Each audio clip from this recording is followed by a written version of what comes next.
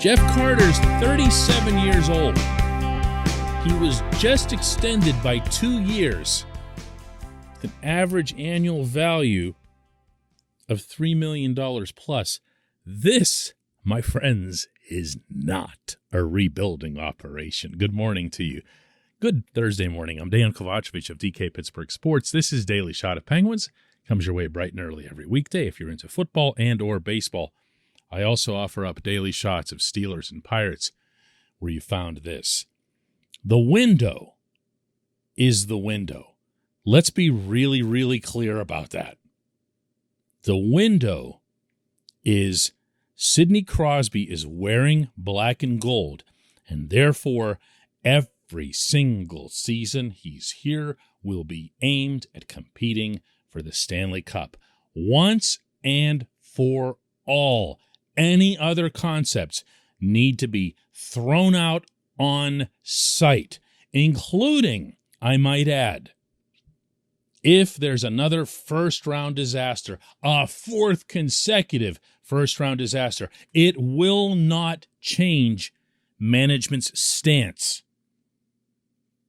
on where this team is projected to be or expected to be over the next 3 years.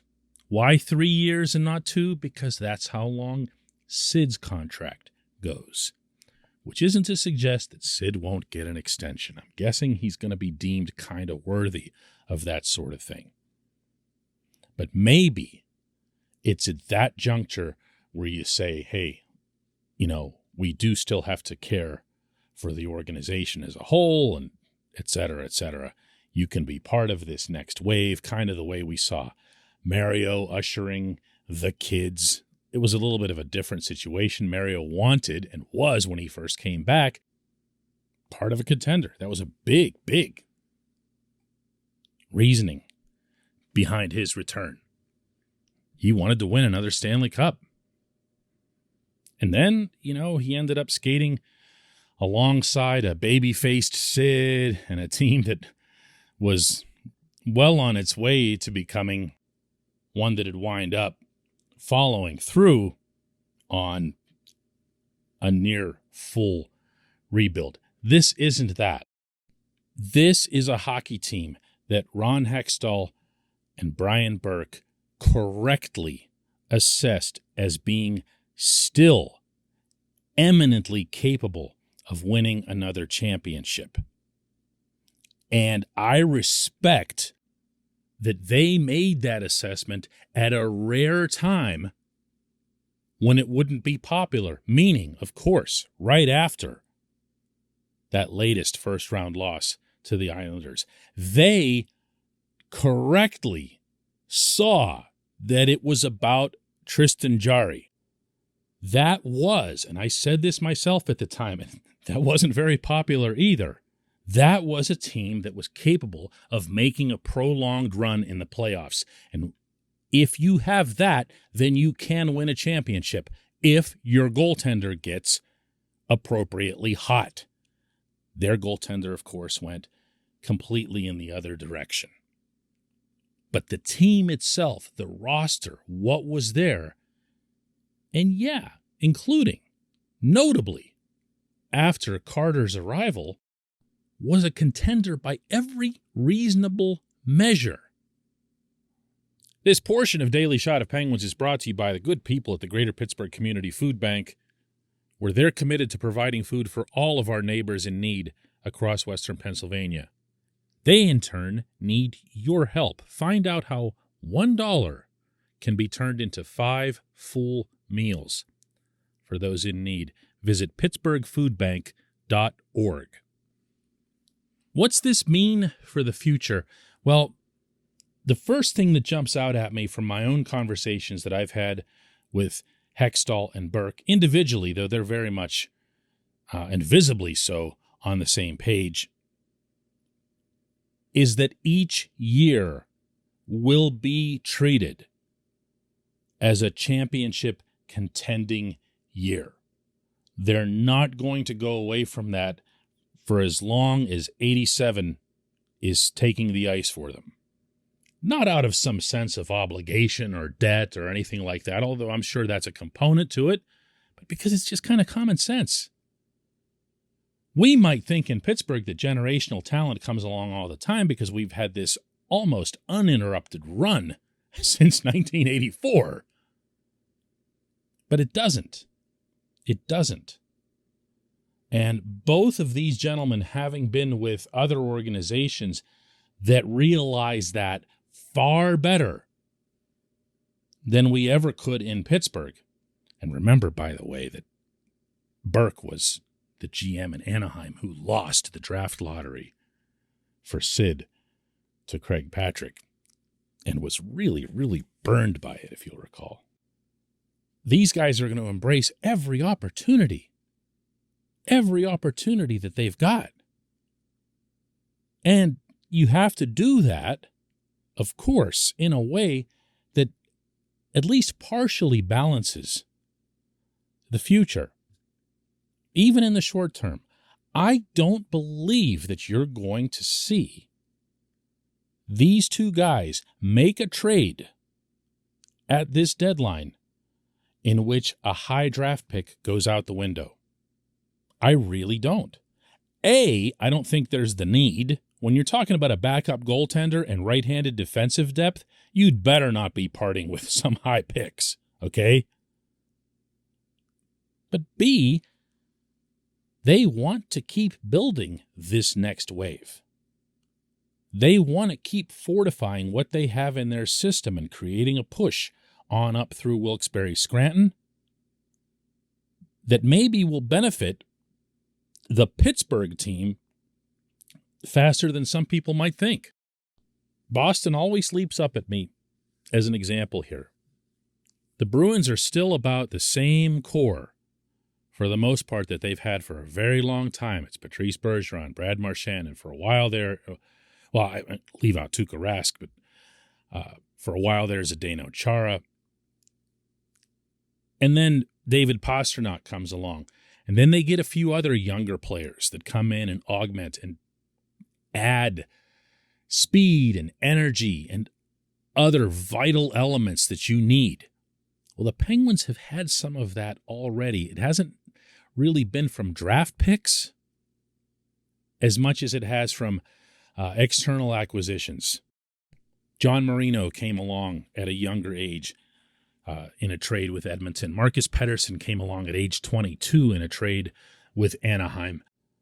Energy has come from unexpected sources like Evan Rodriguez, who's now 29, but, seemingly burst on the scene just this winter.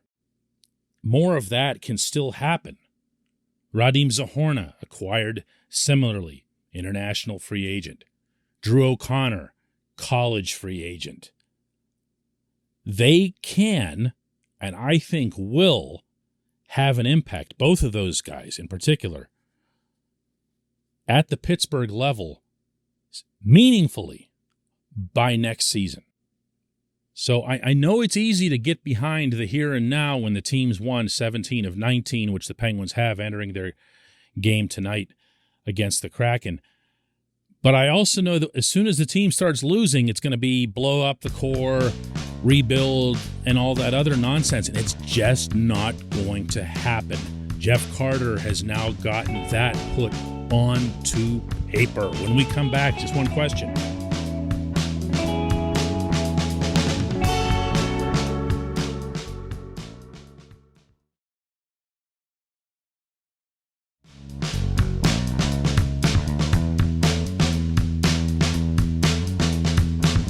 Welcome back. It's time for Just One Question. That's brought to you always on this program by Fubo TV. The monthly cost of cable is over $200. Fubo TV is $65 a month to watch all the same channels, including AT&T Sportsnet Pittsburgh. And right now, Fubo TV is offering our listeners of this show a 7-day free trial and 15% off your first month. Just go to FuboTV.com/DK. FuboTV.com/DK. And today's J1Q comes from Daniel, who asks if Ron Hextall's already re-signing free agents not named. Evgeny Malkin or Chris Letang, he probably has a pretty decent clue of how much those two are going to cost, right? You know what, Daniel? I hadn't even had this cross my mind, and it's a great point. If you're going to sign Jeff Carter over a 2-year span, and you know that you've got the super tight cap over your heads, and you know that the cap isn't likely to move for the foreseeable future because of pandemic and escrow and other stuff that I won't bore everybody with, then you've probably got a pretty good handle not just on Malkin and Letang, but also any number of other pending unrestricted free agents. And that list, of course, includes Brian Rust, Danton Heinen, Evan Rodriguez, and they're not alone. There's a big old budget crunch on the way, and any good general manager is going to be looking out for not just next year, but the year after and the year after.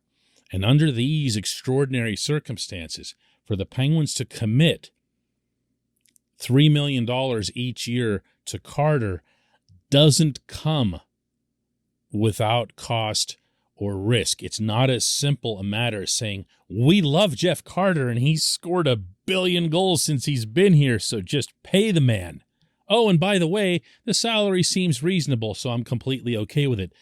The bigger variable in the mix, by far, is the impact on the cap.